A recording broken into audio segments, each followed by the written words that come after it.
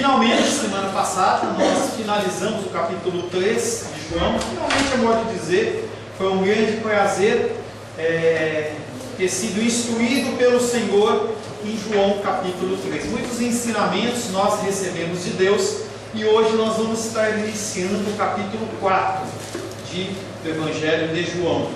Semana passada, estivemos meditando sobre o tema Jesus testifica que Deus ele é verdadeiro. Uma das razões pelo qual Jesus Cristo veio foi para dar testemunho do Pai. E nós como filhos, nós como filhas, nós somos chamados a fazer o mesmo. Ainda não é para abrir, pode abrir, João capítulo 4 para adiantar, mas ainda não estou trabalhando com o texto. Estamos falando ainda do que foi tratado na semana passada. Nós somos chamados a fazer o mesmo como filhos e como filhas. Hoje pela manhã, quando nós tratamos de fé, e quando tratamos do Sermão do Monte, nós vimos que um dos meios de você demonstrar a sua fé é colocar em prática o que você ouve, o que você aprende vindo de Deus. Já que a palavra de Deus ela é representada pela Bíblia como um instrumento físico, nós entendemos que a Bíblia é Deus falando conosco. Quando você coloca em prática, você está demonstrando a sua fé. O versículo que ficou da semana passada foi João capítulo 3, verso 36, que diz: quem crê no Filho tem a vida eterna. Quem recusa crer no Filho não verá a vida, mas sobre ele permanece a ira de Deus. Nós estivemos trabalhando esse versículo em especial sobre o culto da semana passada, falando sobre a ira de Deus, que é algo real. As pessoas têm Deus como um Deus bonzinho, um Deus Papai Noel, mas Deus ele também ele é ira quando se trata em relação à sua justiça.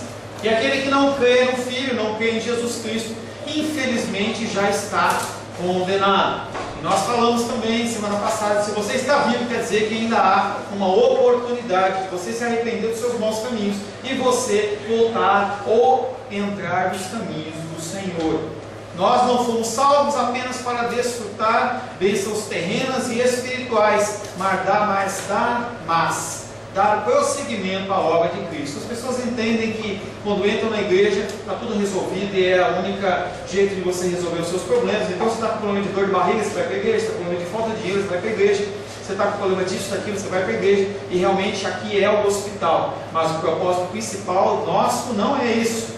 Não é simplesmente a gente encontrar um lugar onde a gente satisfaz os nossos desejos, e sim dar prosseguimento à obra de Cristo, que é dar testemunho dessa verdade. Tudo o que fazemos não é com o intuito de conseguir a salvação. Isso é um engano que anda no meio evangélico, que é que as pessoas podem conseguir ganhar a salvação através das suas obras. Nós temos falado bastante sobre isso aqui. A salvação vem pela graça. Você não conquista a sua salvação, porque você é salvo, você age como um cristão. E dentro do Sermão do Monte, nós estamos começando a trabalhar aí, nós falamos sobre isso. Porque você é salvo, você consegue colocar esses ensinamentos em prática. Você não consegue galgar nada a respeito disso, a não ser cumprir o seu propósito nos caminhos do Senhor. A palavra de Deus tem como título hoje Jesus, o manancial de águas vivas junto ao poço de Jacó. Eu coloquei separado Jesus e Jacó exatamente porque você vai observar que mais uma vez mostra-se o que era o antigo em detrimento do novo. Jesus, manancial de águas vivas junto ao poço de Jacó. Abra a palavra de Deus no Evangelho de João, capítulo 4.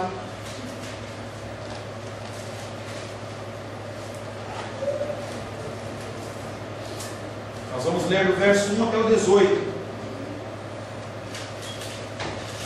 Evangelho de João, capítulo 4, verso 1 ao 18. Assim diz a palavra de Deus: quando, pois, o Senhor veio a saber que os fariseus tinham ouvido dizer que ele, Jesus, fazia e batizava mais discípulos que João, se bem que Jesus mesmo não batizava em si os seus discípulos, deixou a Judéia, retirando-se outra vez para a Galileia, e era-lhe necessário atravessar a província de Samaria. Chegou, pois, a uma cidade samaritana chamada Sicar, perto das terras que Jacó dera a seu filho José. Estava ali a fonte de Jacó. Cansado da viagem, assentara-se Jesus junto à fonte por volta da hora sexta. Nisso, veio uma mulher samaritana tirar água. Disse-lhe Jesus: dá-me de beber, pois seus discípulos tinham ido à cidade para comprar alimentos. Então lhe disse a mulher samaritana: como sendo tu judeu, pedes de beber a mim, que sou mulher samaritana? Porque os judeus não se dão com os samaritanos. Replicou-lhe Jesus: se conheceras o dom de Deus, e quem é que te pede, dá-me de beber, tu lhe pedirias e ele te daria água viva. Respondeu ela: Senhor, tu não tens com o que tirar, e o poço é fundo. Onde, pois, tem a água viva? És tu, porventura, maior do que Jacó, o nosso pai, que nos deu o poço do qual ele mesmo bebeu, e bem assim os seus filhos e o seu gado? Afirmou Jesus: quem beber desta água tornará a ter sede. Aquele, porém, que beber da água que eu lhe der, nunca mais terá sede. Pelo contrário, a água que eu lhe der será nele uma fonte a jorrar para a vida eterna. Disse a mulher: Senhor, dá-me dessa água, para que eu não tenha mais sede, nem precise vir aqui buscá-la. Disse-lhe Jesus: vai, chama o teu marido e vem cá. Ao que respondeu a mulher: não tenho marido.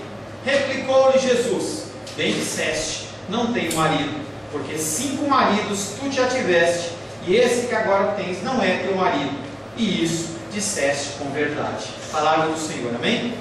Senhor, em nome de Jesus, mais uma vez somos agraciados com a leitura da Tua Palavra, a Tua Palavra que é viva, a Tua Palavra que é eficaz, a Tua Palavra para aquilo que gera mudança e transformação nos nossos corações. Mais uma vez, Pai, nós nos submetemos ao Senhor. Mais uma vez, Pai, eu me submeto ao Senhor. Pai, preciso da Tua ajuda, preciso do Teu entendimento, da Tua sabedoria e do Teu conhecimento, para que eu possa trazer um recado santo ao coração dos meus irmãos e das minhas irmãs, Pai. De mim nada tenho a oferecer, sou um ser humano, Pai querido, como eles. Peço, Pai querido, da Tua graça e da Tua misericórdia, e que também o Espírito de entendimento seja sobre nós que estamos aqui, e as pessoas, Pai querido, que de longe, Pai, assistem esta palavra, Pai. Pedimos a Tua luz nesta noite, em nome de Jesus. Amém. Glórias a Deus. Através de Jesus, Deus intervém na história humana, propondo uma mudança na relação com Ele. Até então, a relação de Deus com o homem, ela era mediada. Havia a necessidade de uma pessoa intermediando. Você não poderia chegar a Deus de qualquer maneira. Até então, Deus se manifestava através de mediadores, enviados sim com uma missão divina, mas sem a medida completa do Espírito Santo. Eles eram apenas homens. Com Jesus começa a nova aliança caracterizada pelo contato imediato de Deus com o homem. O homem agora tem livre acesso ao Pai. Agora o homem pode sim adentrar ao Santo dos Santos através de Jesus Cristo. Terminou o regime da lei para dar lugar à relação recíproca de amor. E falávamos semana passada que agora não é mais uma relação de senhor e servo, e sim de pai e filho, esposo e esposa. Sempre tendo no seu coração e no teu entendimento que você tem que entrar na presença de Deus com temor e tremor. Ele continua sendo Senhor, mas Ele não exige isso de você. Ele exige que você o respeite, que você siga Ele, que você o obedeça, mas o relacionamento é um relacionamento de amor. Em Jesus, o Filho, Deus está presente como Pai, que nele pôs toda a sua riqueza e sua própria glória. O Senhor, apesar de ter se despojado da sua glória, ter se encarnado como um homem, quando ele morre e ressuscita, cumprindo o seu propósito, o Senhor dá um nome para ele, um nome sobre todo nome, um nome que é acima de todo nome, e o reveste de glória e de majestade. A presença de Deus, através de Jesus, torna desnecessária qualquer espécie de mediação. Você não precisa de mim para chegar a Deus. Você não precisa de nenhum tipo de sacerdote, nenhum tipo de procedimento. A gente brinca, quando a gente vem na igreja, a gente vem com roupa de ver Deus, mas não existe isso de roupa de ver Deus. Você pode se apresentar a Deus de toda e qualquer forma, não há nenhum tipo de problema. Você simplesmente precisa se apresentar com o nome de Jesus. Quando Jesus chega aos seus, essas instituições caducam, mas elas se negam a desaparecer. Todas essas instituições que foram criadas, todas as instituições que foram formadas com o intuito de intermediar o homem e Deus, eles perdem a valia, perdem o motivo de existir, mas eles continuam firmes e não querem abrir mão. Eles querem continuar, porque dali provém o seu alimento, dali provém o seu sustento, o seu status, e eles não querem abrir de maneira nenhuma abrir mão desses tempos e todos esses procedimentos. Isso leva a crer que todas essas coisas acabaram sendo criadas para o seu próprio desejo. Aqueles sacerdotes, eles cultivavam tudo aquilo que eles cultivavam apenas pelo seu bel prazer. O primeiro versículo, na verdade não é um versículo, mas 4 versículos que nós vamos ler. Eles são versículos introdutórios. Os versículos de hoje são introdutórios para o capítulo 4. Então você vai ver muitos fatos históricos, muita informação, mas é importante para que você entenda a história a seguir. Versículo 1 a 4 do capítulo 4 de João. Quando Jesus soube que os fariseus tinham ouvido dizer que ele fazia mais discípulos e batizava mais que Jesus, mais que João, se bem que Jesus mesmo não batizava, e sim os seus discípulos, deixou a Judéia e retornou a Galileia. Entenda que nessa época haviam muitos outros batizadores, era um costume. As pessoas, elas se batizavam como um meio de um procedimento, um ritual de pureza, de limpeza.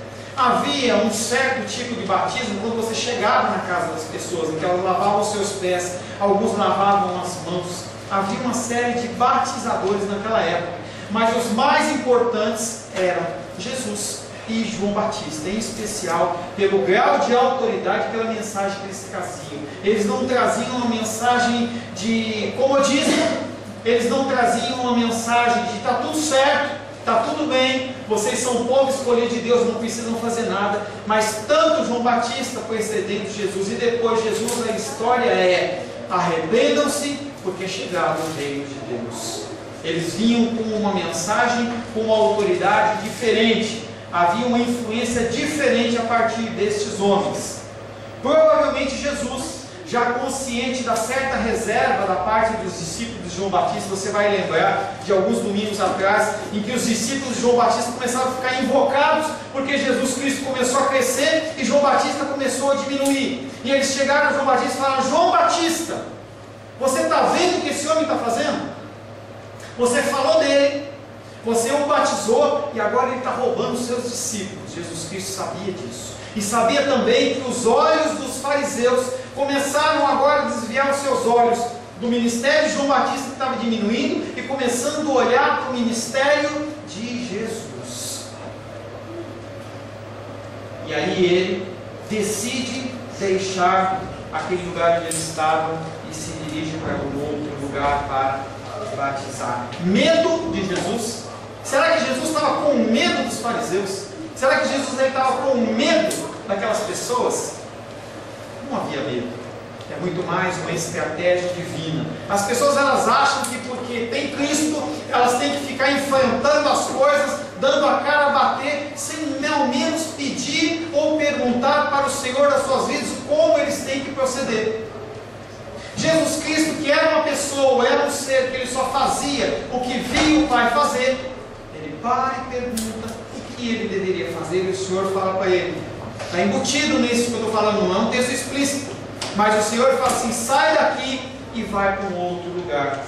Quando Jesus soube que os fariseus tinham ouvido dizer que ele fazia mais discípulos e batizava mais que João, ele deixou a Judéia e retornou a Galileia. Será que foi a primeira vez em que servos de Deus não enfrentaram o problema de cara? Eu separei um deles, que está em 1 Crônicas, capítulo 14, versos 14 e 15, que diz: de novo Davi consultou a Deus, e este lhe respondeu: não subirás após eles. Era uma guerra contra os filisteus, mas rodeia por detrás deles e ataca-os por defronte das amoreiras. E há de ser que, ouvindo tu um estrondo de marcha pelas copas das amoreiras, então saia a peleja, porque Deus saiu adiante de ti a ferir o exército dos filisteus.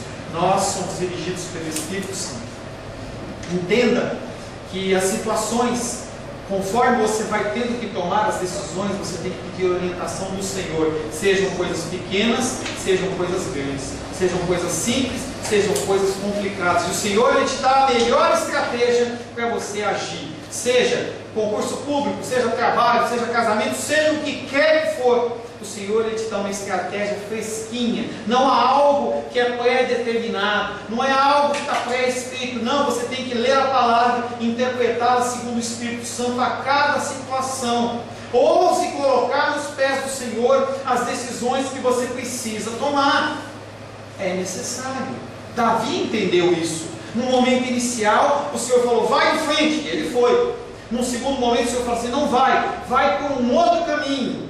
Jesus Cristo está agindo da mesma maneira, porque o mesmo Senhor de Davi, que era Deus, é também de Jesus. Ele está como 100% e 100% homem e 100% Deus, mas ele está recebendo as instruções divinas. E ele prefere naquele momento sair da Judéia e retornar para a Galiléia para continuar o seu ministério. A Galiléia seria a região onde Jesus circularia livremente e poderia assim continuar o seu trabalho com o povo. Por que Jesus Cristo deveria bater de frente com as autoridades em vez de tentar fazer o ministério dele de uma maneira tranquila? E aí, ensinamento para você: por que às vezes você confronta pessoas?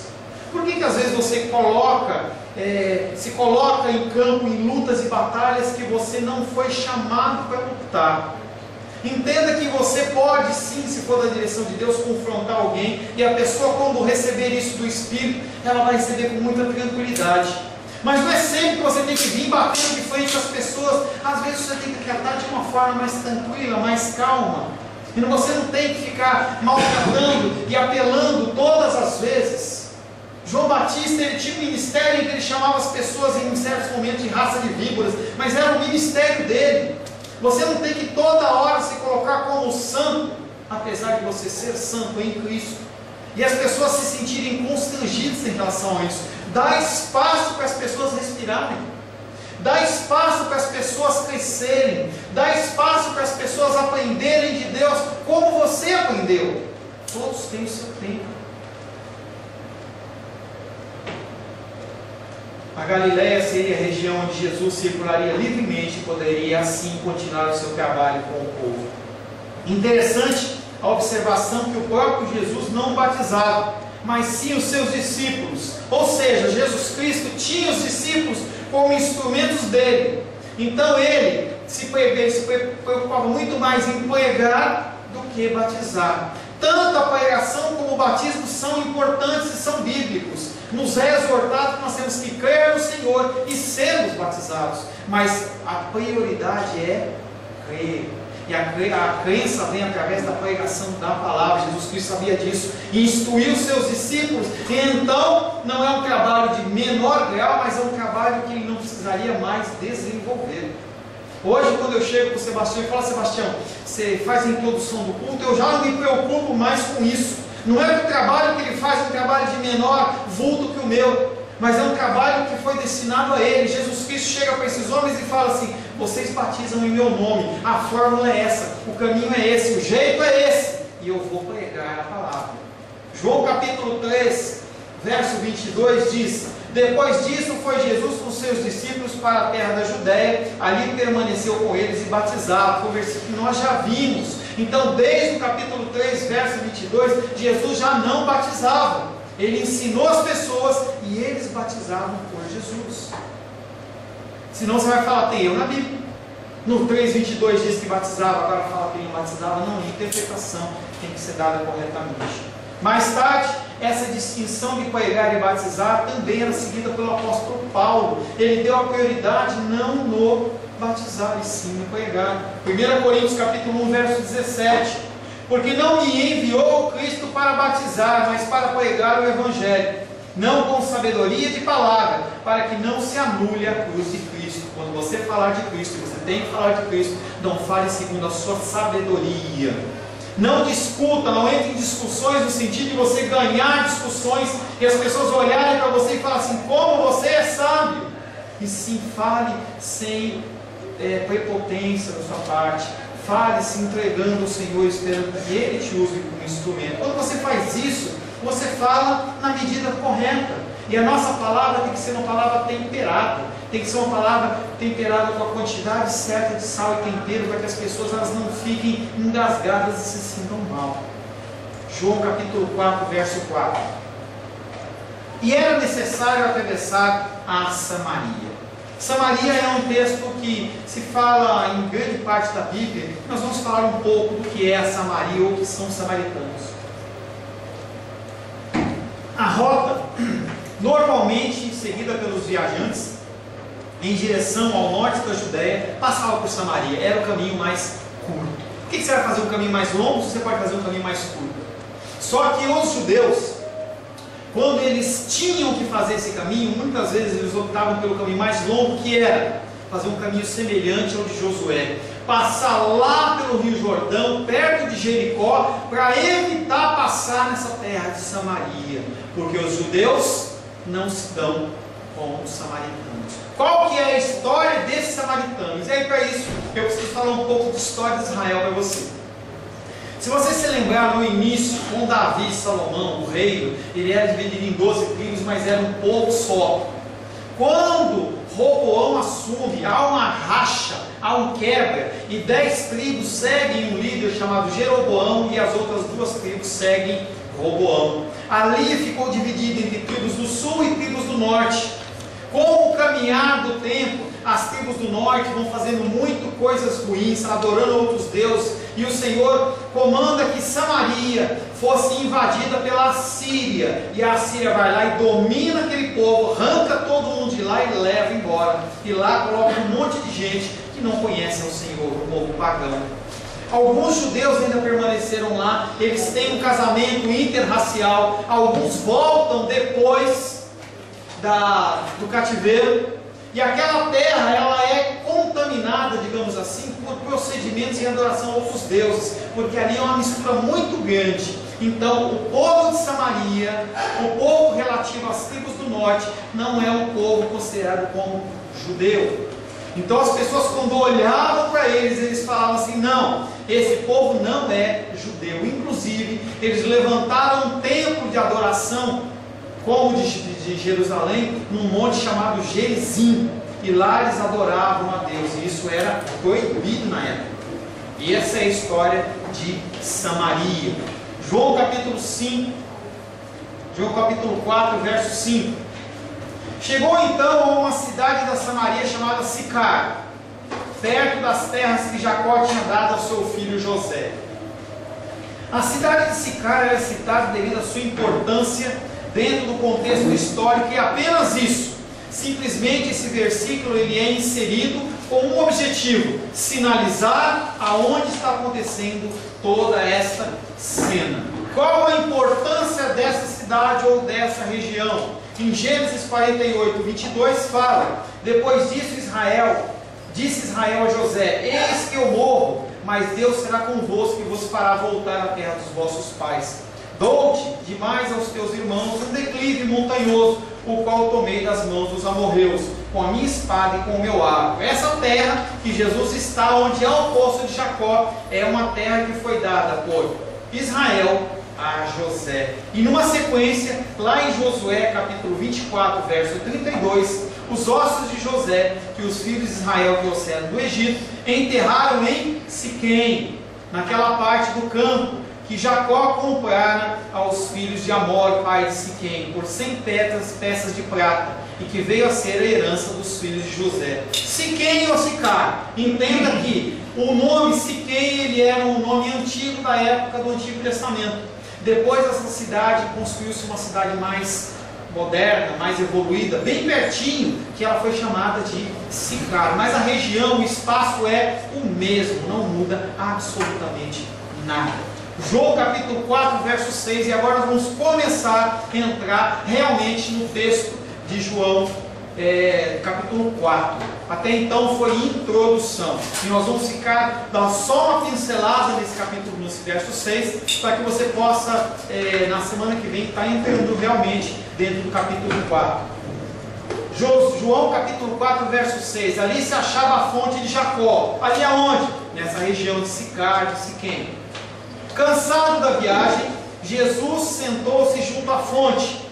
Era por volta da hora sexta. Para você saber, hora sexta é uma contagem judia, hebraica, em que você, toda vez que você lê hora sexta, hora nona, hora tal, você soma mais 6 horas que entra dentro do nosso horário. Então, a hora que Jesus Cristo chegou nesse poço foi meio-dia. Meio-dia foi o horário que Jesus Cristo chegou nesse ponto com os seus discípulos. Cansado da viagem, Jesus sentou-se junto à fonte e era por volta da hora sexta. A caminhada foi uma caminhada longa, aproximadamente 90 quilômetros, mais ou menos ida e volta na casa do Paulo. 90 quilômetros de caminhada. Talvez, vamos dizer assim, foi quantos dias de viagem? Não tenho ideia, não sei calcular o quanto que eu passo com uma pessoa, mas pelo menos algumas horas de viagem foram tomadas. O calor nessa hora era um calor excessivo, era algo em torno de 40 a 45 graus, com uma sensação térmica de acima de 50. Em deserto, em regiões lá, você pega sensações térmicas de 70 graus. Não é que a temperatura está a 70 graus que a pessoa morre, mas a sensação abafada, aquele calor. Jesus Cristo com seus discípulos haviam andado por todo um dia. Talvez tenham saído à noite, andado caminhando, não, o texto não nos explica. Mas foi uma caminhada longa e o tempo estava muito quente. Jesus Cristo senta e descansa, porque ele era 100% homem. Ele cansou, ele teve fome, ele teve sede, ele estava cansado. A fonte citada nesse versículo se chamará em seguida, no caminhar desse texto que a gente vai tratar, ele passa de ser de fonte de Jacó para apenas o poço. João capítulo 4, verso 11 e 12, quando nós vamos estudar, você vai ver, respondeu-lhe ela: Senhor, tu não tens com o que tirar e o poço é fundo? Onde tens, pois, a água viva? És tu, porventura, maior do que Jacó, o nosso pai, que nos deu o poço, no qual ele mesmo bebeu, e bem assim seus filhos e o seu gado? Então, a terminologia, o poço, faz relação ao poço de Jacó, que é um poço lá de trás, que Jacó abriu e deu mantimento, deu água para uma série de pessoas. Mais importante que falar se é poço de Jacó, se está em Siquém, se está em Sicar, é apresentar que mais uma vez o Senhor ele vem colocando lado a lado o novo e o antigo.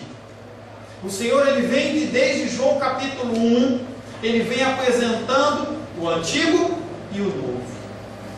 No capítulo 1 nós vimos o batismo das águas de João Batista e o batismo nas águas do Espírito Santo de Jesus. No capítulo 1 ainda falou-se sobre a antiga aliança, firmada em João Batista como o último dos profetas, e a nova aliança que havia um início através de Jesus.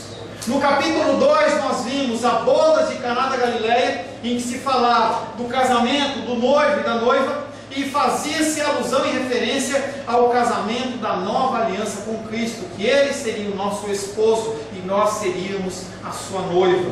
No capítulo 2 ainda falou-se sobre o antigo templo, feito por mãos humanas, e depois começa Cristo a mostrar que esse templo ele já está caducando. O templo novo é um templo que habita em mim, habita em você, porque Deus não é um Deus que habita em templos feitos por mãos humanas. O templo edificado na minha vida, na sua vida, é um templo edificado por Deus. E finalmente, nesse capítulo 4, nós chegamos no antigo poço de Jacó, em detrimento ao manancial de águas vivas que é Jesus Cristo. Jesus ele é o verdadeiro manancial que toma o lugar da lei, da tradição e do templo. Manancial esse profetizado lá em Ezequiel 47.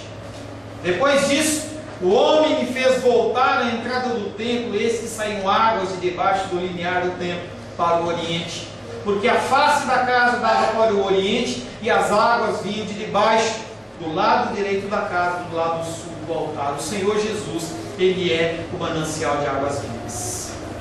Ele é aquele que te dá uma água que você não perece mais, não tem mais sede espiritual.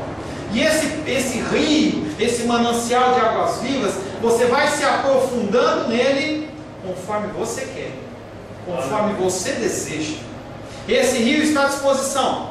E você pode ir caminhando nele, e essa água, primeiramente, ela bate nos pés. Depois ela vai pelos joelhos. Depois ela vai até os lombos, ou você fica em águas profundas. Quanto tempo você vai chegar em águas profundas? Você decide.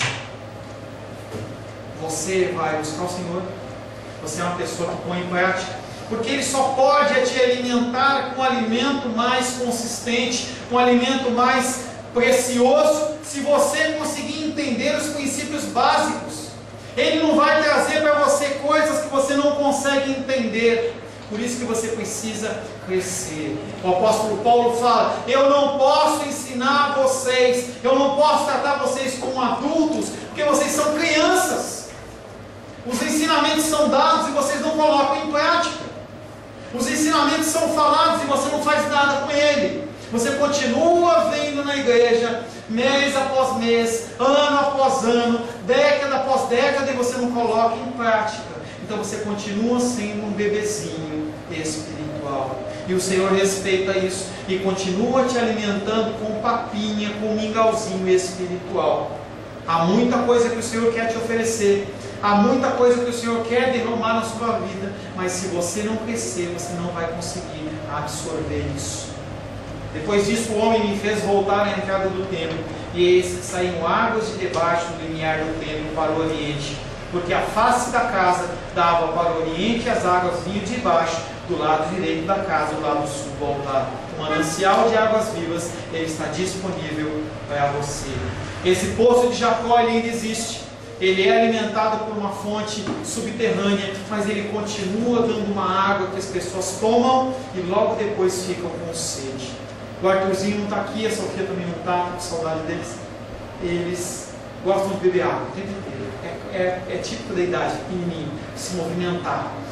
Essa água, eles vão continuar tomando e não vai matar a sede. Eu vou tomar minha água no meu copo, eu vou continuar falando que eu estou com mais sede. Mas a água que Cristo tem a oferecer para você é uma água que você nunca mais vai ter sede. Feche seus olhos. Aleluia. Senhor, Tu és o manancial de águas vivas.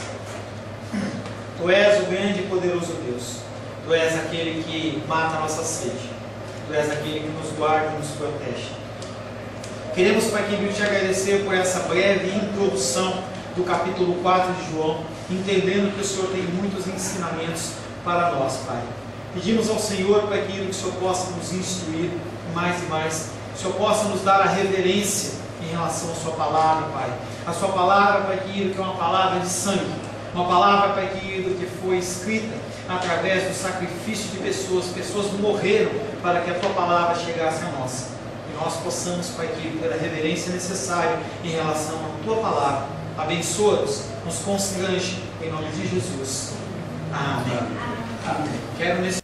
A paz seja convosco. Meu nome é Paulo César. Eu sou pastor da Igreja Cristã Semente de Vida, aqui em Brasília, Distrito Federal. Me alegro que a palavra tenha te alcançado. A palavra faz isso. Ela alcança as pessoas aonde quer que elas estejam. E você foi agraciado com esta palavra. Não que eu tenha nada especial a te dizer. A palavra ela é suficiente e ela usa quem ela quer. E eu me alegro por ter sido um canal para poder te abençoar. Mas eu quero te dizer que não basta você ser um ouvinte. Não basta ser uma pessoa que se alegra quando você ouve a palavra de Deus. A vida ela é feita de decisões.